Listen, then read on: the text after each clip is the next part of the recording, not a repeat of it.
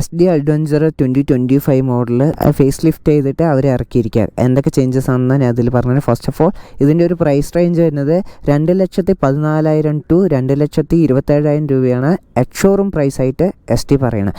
ഫസ്റ്റത്തെ ചേഞ്ച് എന്ന് പറയുമ്പോൾ ഇതിൻ്റെ ഒരു ഹെഡ്ലൈറ്റ് തന്നെയാണ്. അതായത് സിംഗിൾ പ്രൊജക്ടർ ഹെഡ്ലൈറ്റും പിന്നെ അതേപോലെ പഴയൊരു ഹെഡ്ലൈറ്റിന് സെക്ഷൻ ഉണ്ടല്ലോ അതന്നെ ഒരു വെർട്ടിക്കലായിട്ട് ഇവർ പ്ലേസ് ചെയ്തിട്ടുണ്ട്. അത് കാണാൻ നമ്മളുടെ GSനെയൊക്കെ തോന്നിക്കുന്നുണ്ട് കേട്ടോ.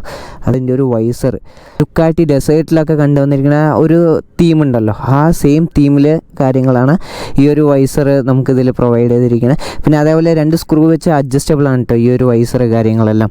ഇതിൻ്റെ ഒരു ബീക്ക് എന്ന് പറയുമ്പോൾ നമുക്കൊരു റീഡിസൈൻ ചെയ്ത ഒരു ബീക്ക് കാര്യങ്ങളെല്ലാം ഇതിൽ പ്രൊവൈഡ് ചെയ്തിട്ടുണ്ട്. അതേപോലെ തന്നെ ബീക്കിൽ ഒരു ഹാർഡ് പ്ലാസ്റ്റിക് കാര്യങ്ങളെല്ലാം ഇതിൽ പ്രൊവൈഡ് ചെയ്തിട്ടുണ്ട് കേട്ടോ. ഫ്രണ്ടിൽ നിന്ന് കാണാൻ നല്ലൊരു ലുക്ക് തന്നെയാണ്. സീറ്റിംഗ് കുഷനിങ് ഒന്നുകൂടെ വർദ്ധിപ്പിച്ചിട്ടുണ്ട്.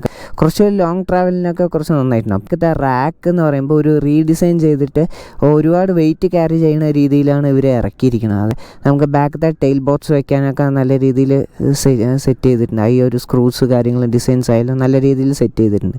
ടെയിൽ സെക്ഷൻ ഫുള്ള് ഇവർ മാറ്റിയിട്ടുണ്ട്.